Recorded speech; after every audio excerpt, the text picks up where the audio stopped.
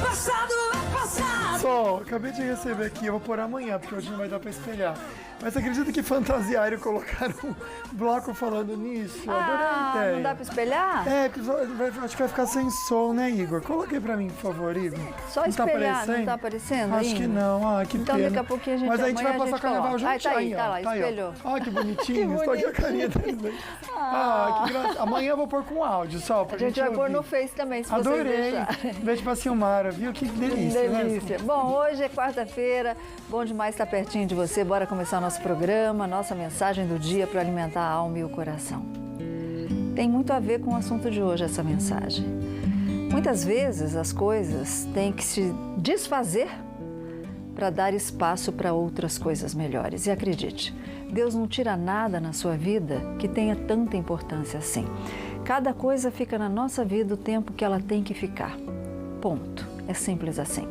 Esse é o nosso toque de hoje. Zóio Verde, o que tem no programa? Sol, triste de ver. Vídeo mostra pessoas comendo lixo na Venezuela e Sérgio Cabral, em depoimento, disse que o apego ao poder e ao dinheiro é um vício. Converse com a gente, participe do programa ao vivo. E no Face tem um kit Tracta para você ficar linda demais. Curtiu, compartilhou, marcou 2 amigos, você concorre. Já no Instagram tem um kit Polipet para o seu bichinho de estimação. Vai curtir, marcar também 2 amigos e participar. E quem participar ao vivo hoje, olha só, tá aqui em mãos, hein? 4 ingressos VIP para o Carnaval dos Barões, no sítio Serimbura, do dia 1º ao dia 4 de março. Tem Lucas e Priscila, a banda San Jack, tem também Brilho no Olhar, que eu amo, DJ, tudo isso para você, então, participar ao vivo e você pode ir na faixa pelo Falando Nisso. Bora conversar bastante, abrir o coração, dia de papo cabeça.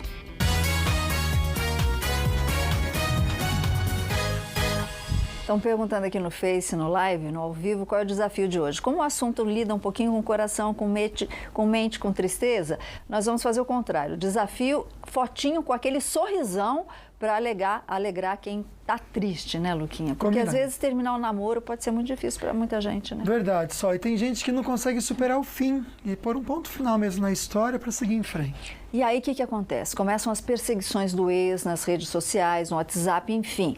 O ex ou a ex não deixam a sua vida em paz. O que a gente faz nessas situações, até mesmo para não magoar quem já teve na nossa vida? Ele está aqui para nos orientar, o psicólogo Gabriel Maia. Grande Gabriel. Ei, doutor, chega junto. Por estar aqui com a gente mais uma vez, Gabi. Um prazer. Gabi já é de casa, né? Obrigado. Praticamente, Gabriel né? já faz parte do time do Falando Nisso. Né? Já faz de casa. E lá atrás, gente, no camarim, o doutor Gabriel estava explicando para a gente o seguinte. Sol, antes da gente entrar no assunto, a gente precisa entender por que algumas pessoas têm esse tipo de comportamento, né? De stalkear, de seguir o ex ou a ex. Qual que é o perfil desse tipo de pessoa, doutor? Olha, acho que sempre a gente precisa começar com o histórico de cada pessoa, né? Se eu estou falando de alguém que persegue, de um stalker, eu posso ter pessoas comuns, entre aspas, que stalkeiam, como eu, como você. A gente vai em busca o tempo inteiro de alguma informação em relação a alguém. E tem algumas pessoas que extrapolam esses limites, né? Algumas pessoas podem ter algum tipo de distúrbio. Por exemplo, uma coisa que é muito ligada ao stalker é o transtorno de personalidade borderline, onde essa pessoa tem um histórico, muitas vezes, de abuso na infância ou de abandono, né, de negligência. Então, uma pessoa que recebeu pouco afeto tem um vazio ali emocional, existencial muito grande. Então, tudo isso vai criando uma dependência em relação ao outro. E o medo de perder fica muito grande. Então, elas começam a se perder nesse perseguir, né? Estar o tempo inteiro em contato Acaba com preenchendo a o vazio vítima. Dela? De certa maneira, preenche. Só que ela precisa entender que esse preenchimento, ele é imediato e superficial. Então, ela vai sempre precisar de mais. Entendi. E mais, e aí extrapolam para casos de agressão, para casos até de morte, né? Que a gente vai ver um caso seríssimo aí. Aliás, você não precisa se identificar no dia de hoje se não quiser, né, Luquinha? Só, recebi umas fotinhas aqui. Primeiro dessa querida que tá fazendo companhia pra gente pra ela. Que linda. Só que ela tá no hospital, tá tomando soro e tá lá. Obrigado, viu, meu amor? O Lala comenta aqui da Cida, 40 anos casados, não sabe o que seria dele sem ela. E eu achei lindo isso daqui, ó. Fui casada há 24 anos, ficamos separados, divorciados, 12 12 anos. E agora voltamos e casamos novamente. Vivemos bem melhor agora, voltei com o ex. Heloísa de Pinda, um beijo, e o Flávio também. Sobre ir e voltar, né? Muitas vezes a gente acaba envolvendo família, acaba envolvendo amigos, e a pessoa acaba ouvindo demais a opinião dessas pessoas. E dentro dela ela quer voltar, ou também não quer e ouve o contrário. Como a pessoa pode desenvolver essa independência de opiniões? Isso é importante, né? O quanto eu sou sugestionável à opinião dos outros, né? Nós todos somos sugestionáveis o tempo inteiro. A gente se influencia o tempo inteiro. A questão é a quantidade dessa influência, né? E aí eu tenho que olhar para o indivíduo. O quanto esse indivíduo tem uma estrutura emocional equilibrada, o quanto ele tem uma autoestima elevada, o quanto ele tem uma autoconfiança, o quanto ele aprendeu a lidar com a questão do afeto, se relacionar.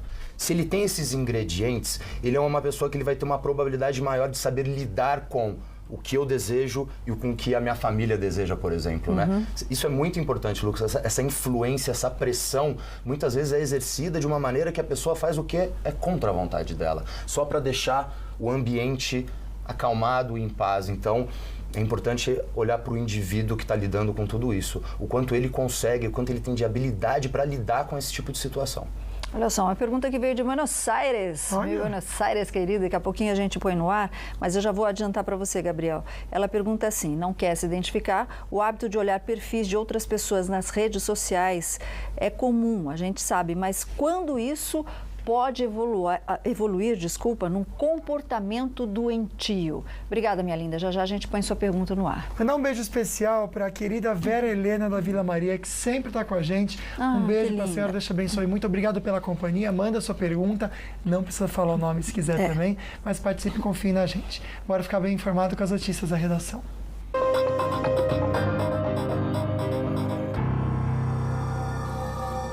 E o ex-presidente Lula é chamado pela Polícia Federal para depor sobre a delação premiada de Antônio Palocci, que o acusou de receber propina da Odebrecht. O repórter Israel Goldenstein está na redação do Falando Nisso e tem mais informações. Boa tarde, Israel. Boa tarde, Sol. Boa tarde, Lucas. E boa tarde a você também que nos acompanha aqui no Falando Nisso. Sol, o depoimento de Lula está marcado para o ano que vem. O ex-ministro Antônio Palocci acusou Lula de receber propina da Odebrecht até em cima de caixa de uísque. Vamos conferir. O rogatório está marcado para o dia 22 de março e o petista pode ser alvo de uma nova investigação.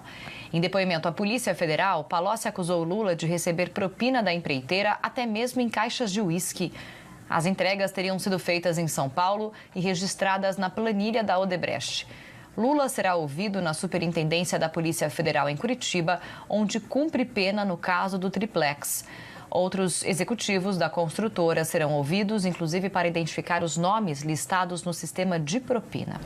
Pois é, como nós vimos, desculpa, viu, Israel? Fui eu que escrevi errado aí no script. É no mês que vem, no mês de março, que está programado esse depoimento. Está nas mãos do ministro Gilmar Mendes, sempre ele, Pedro Mariano, do STF, o novo pedido de liberdade do ex-diretor da Dersa, Paulo Vieira de Souza. Antes de ser preso na semana passada, Paulo Preto, como é mais conhecido. Pode aumentar o som, Pedro Mariano. Vem me soltar. O Paulo Preto já havia sido solto 2 vezes por Gilmar Mendes. Ele, que é o operador do PSDB, foi preso na mais recente fase da Lava Jato, acusado de receber propina de obras realizadas em São Paulo e movimentar as contas no exterior. Vamos ver o que Gilmar Mendes vai fazer dessa vez. Bom, e em depoimento à Justiça, o ex-governador do Rio de Janeiro, Sérgio Cabral, disse que o apego ao poder, isso é bom para os psicólogos, viu, Gabriel? O apego ao poder e ao dinheiro é um vício. Israel, Cabral já foi condenado a quantos anos básicos de prisão? Há pelo menos 200 anos, viu, Sol? Na audiência pedida pela defesa do ex-governador do estado do Rio de Janeiro, Sérgio Cabral, deu mais detalhes sobre os esquemas de corrupção e ele voltou a admitir ter recebido propina e chegou a dizer que dinheiro e poder são um vício. A reportagem é de Alexandre Tortoriello. O depoimento ao juiz Marcelo Bretas foi um pedido da defesa de Sérgio Cabral. Uma mudança de estratégia depois da troca dos advogados que representam o ex-governador, condenado a quase 200 anos de prisão em diferentes processos da Lava Jato. Quando acabou a eleição, eu fiz questão de dizer para o Sérgio Cortes, só tem um contrato já em vigor, o Arthur é que coordena a arrecadação dos recursos, nós vamos combinar uma propina aqui que seja de 3% para mim e 2% para você, em relação aos serviços na área de saúde. Sérgio Cortes, ex-secretário de Saúde, também está preso e já admitiu a participação no esquema.